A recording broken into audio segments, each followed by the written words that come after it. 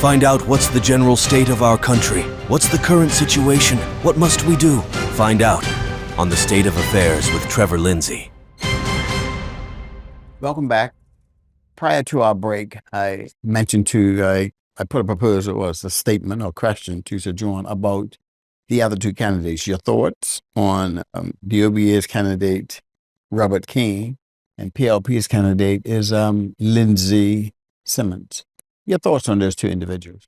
Well, I've never met Lindsay Simmons. I've met Robert King. I think they are, I'm sure they'll have the heart of what they're doing. But whether they understand what needs to be done might be a different story. It's not their fault. They joined the party, and they've joined the party, see it as an opportunity to make a contribution. I see nothing wrong with that. I think there's just a bigger picture out there that needs to be addressed. Is either one of them winning is going to make a difference in terms of the political system? The answer is no. What has to happen is if the change doesn't occur, we're back to square one. They're not likely that OBA is going to beat the PLP, go from 30 seats down to, that would be such a sweep. But so this is a question of not about King and Simmons, not about OBA versus PLP. It is about, do we have the will as Bermudians who have the power of the vote to change the system to make it more accountable and credible and open and transparent by supporting something that says, I'm now going to elect some independent people, and are people willing to come forward to make themselves available when they are scared sometimes by their employers who keep thinking, well, it might affect my work permit, it might be some contract I'm doing. There's this inherent crazy fear out there with Bermudians. And then these foreign companies say that, well, our policy is that we shouldn't get involved with politics, or nor should our staff get involved with politics, when 90% of your business is foreign nowadays in terms of earnings. So what you're saying is you are the big capitalist and the big provider and the big employer in Bermuda, because civil servants can't do it. We got this really, in a sense, most hypocritical process. You're almost gone from PLP fought very hard. I know it was during my era, against the social and the political apartheid that happened in South Africa and happened in the United States. It was right here in Bermuda. And here we are now, got economic apartheid, because we're telling people that they should not fulfill the responsibility they have of making sure their country is balanced. As a country, there's a balance between politics and employment, politics and capital,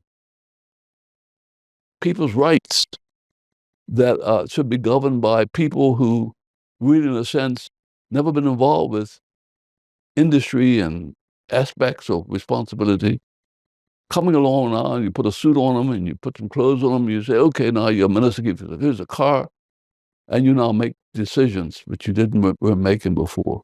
We have produced the most archaic system by default. See, Cayman was different. People keep saying, what about Cayman? Cayman was different. There were a bunch of fishermen and community people on a small island, small population, not like Bermuda. Had no white people on it at all. So the black-white issue was not an issue. That's number one. So when the whites showed up, they didn't have any prerequisite of experience they had with white people. So they embraced them and said, we want to work with you. The white community in Bermuda, old white Bermuda, did not even, they set barriers. The 60-40 was a barrier to protect them. They set barriers in terms of people coming and doing business in Bermuda. So, and then they set barriers for the black community living here and making a contribution as to what they couldn't do. That's why we fought for the vote. That's why we fought for integration. That's why we fought for the right to on human rights to protection under our day-to-day affairs. So you can't compare Bermuda with Cayman. You can't even compare Bermuda with Isle of Man because that's all white. But the fact of the matter is, there's this unique little island out here in the North Atlantic, as I said earlier, made up of 120 or 22 different nationalities, coming from different geographical locations and everything else. We are a mosaic melting pot. And what we should do is try to have that reflected in our actions and not just polarized into black and white, rich and poor, uh, uh, almost like, you feel like you wanted to split up in nationalities, but you really would be split up. And we're only 21, 22 square miles. So there is nowhere we can run, because when you run, you have to run to England and run to the States. Can't run to the ocean like you can in most places. You can jump up and leave and go another section. So we're stuck with each other. Or else we jump up and we leave and go live somewhere else, which is not the same as Bermuda. How do we dismantle that race card that is used so much in independent members and let the white step forward as much as the black step forward and wanted to run the affairs of this country here? It's you can't have one group lording over another group. You got to get it to they become a partnership of good management and a shared responsibility so that they get to know each other. When I did the waterfront years ago, I put up a plan for the waterfront. I put up this amphitheater. I put a playground for young people. Put it right down Front Street. You know why I put it on Front Street? So people from Tuckerstown will want to bring their kids down. People from Fairlands want to bring them. But people from Frizzles Hill and North Hill will want to bring their kids. The kids will go down there and play together. There's no other environment in Bermuda for them to do it. They go to separate schools practically. I mean, you look at the private schools, they're predominated by white. You go to the public schools, predominated by black. But if they kids, if they grow up playing together and get to know each other, and they cry together, they laugh together, they love together, when they see each other 1 year, 2 years, sometimes 5 years, 10 years later, oh, you remember when we used to play down there, we did that. And memories bring a congeality. People tend to go their separate ways, but when your heart is in something, it tends to stay with you. And you tend to sort of, if you felt good about what you did together, you tend to sort of feel like you want to continue to do it together. But we don't do those things together. And so one of my big projects, if I ever saw myself for a very limited time, part of the plan would be is that we create something not back of town or up in Warwick or up the National Stadium, but right in the heart of the city itself. Front Street would begin to become the center of where our hearts meet and share. Because we don't do it in the churches. We don't do it in the sports clubs. We don't do it in our private parties. I've been to parties where I'm the only black that's at the party. I've been to parties where there are no whites at the party. So we wanted something in Hamilton. And I think when you have Harbor Nights, you see it, but it's a fleeting moment. We want to have it so that there's the spirit of Bermuda being shared all the time continuously. Yes, sir. I want to ask you, I remember asking you during that press conference, has 32-6 been a benefit or a disadvantage? And one of the statements in that same, on my network, someone mentioned that Sojourn, in which I do know, when you called a snap election, Yeah, and you had 33-7. that's right. You had a majority, but what was different then to now in your words?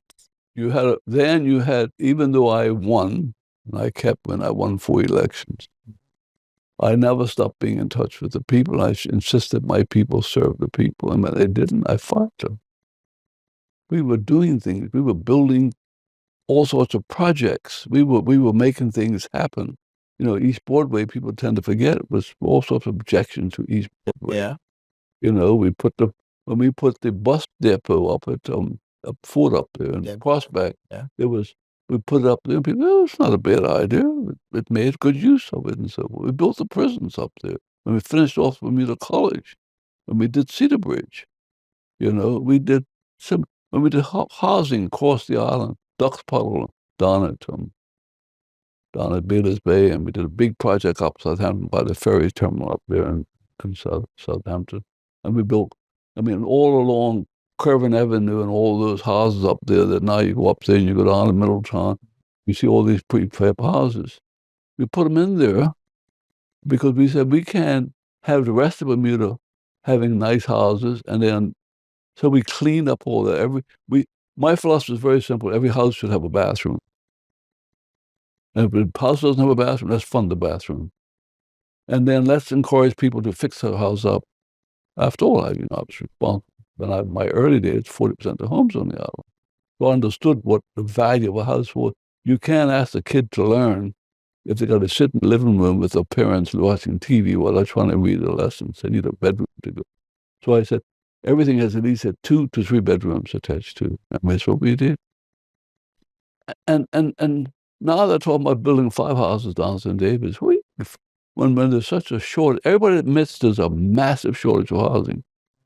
We've got to come up with some new methods of doing housing, and whether it's in St. David's or whether it's in other parts of the island, because you can have industry and you can have children learning if they're now having to stay home with their parents and their grandparents in the same house, all congested in. There are people, I mean, when I came to office, there were people living in cars, living down the pond, living in tunnels and so forth. And I said, all that's got to stop. And that's why we got the Salvation Army involved with things and so forth.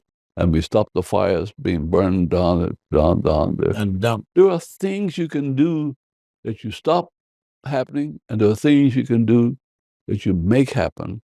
But you got to have the will and the sense about the people. And if you don't love the people, how can you serve the people? And I think the word love has been taken out of the formula. I love Bermuda. I love its people. I wouldn't be here at my age.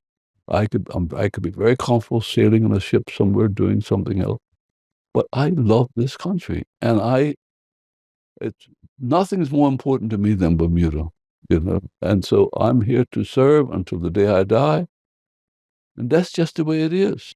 we spoke about your age, Sir John. Yeah. Would your age have any disadvantages if you are successful in this venture? If you knew you were going to die tomorrow, what would you do? You make the most of the day. Yes, sir. Wow. Oh, I like that. But I'm not sure when I'm going to die, Yes, sir.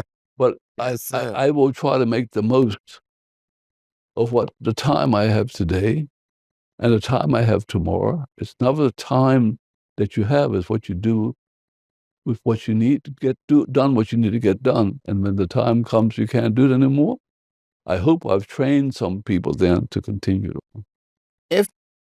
I don't know what Monday's going to bring. And by the way, I might not be the leader of this party. And Sir. if you get a number of people that come along, and I can see where there's somebody and I can sit in the background and help to make it happen, I'm not saying I have to be the leader. Right. I'm an agent of change that says we want a better Bermuda.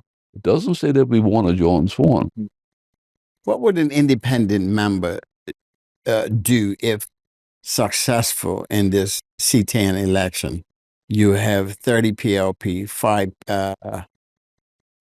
OBA, and a 1 independent. What? Well, if it's just a 1 independent member, you don't carry much weight. I mean, you can speak. I would have to speak and so forth, but you wouldn't carry much weight. It has to be where you have you can form a cabinet. You get enough members in it. We're taking a leap of faith of people's brain power to understand what needs to get done, and then that they will participate.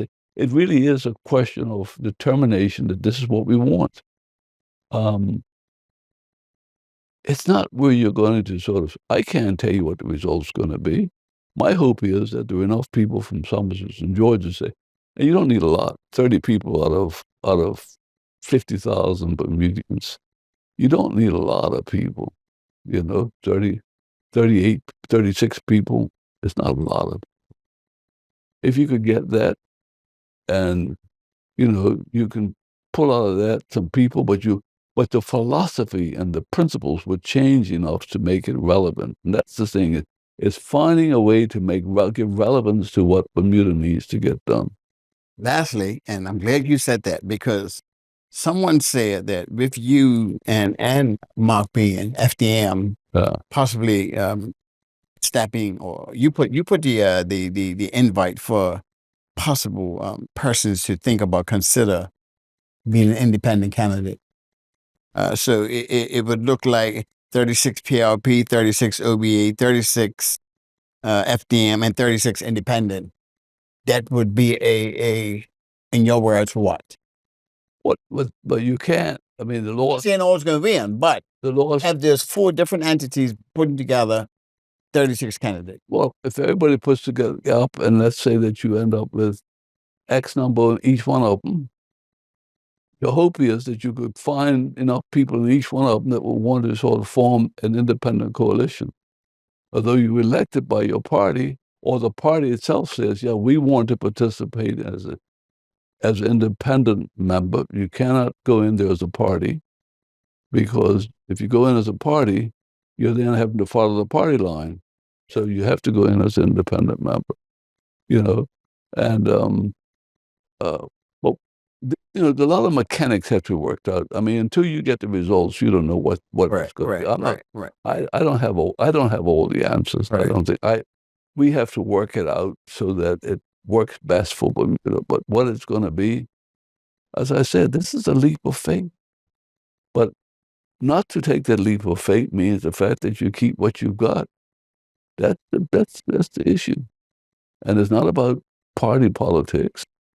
It's about Bermuda's politics and how it fits in with what Bermuda really represents. So, John, I want to thank you for, yet again, you bring the wealth of knowledge. Bermuda loves you. Not all, because, not everybody's going to agree with your decision. Absolutely not. I don't expect them to, but God, if they did, that would be a miracle. And, miracles are not made that easily. Yes, sir. But I want to thank you for joining us. We want to thank our viewers for supporting and watching this network. Stay tuned. We'll be back. And thank you for joining us on State of Affairs. Thank you. Great. Well done. You've done a great job in bringing the issues and the subjects of relevance to the Bermuda public, and I commend you for it. Thank you very much. Sir. Thanks for watching The State of Affairs with Trevor Lindsay. See you next time.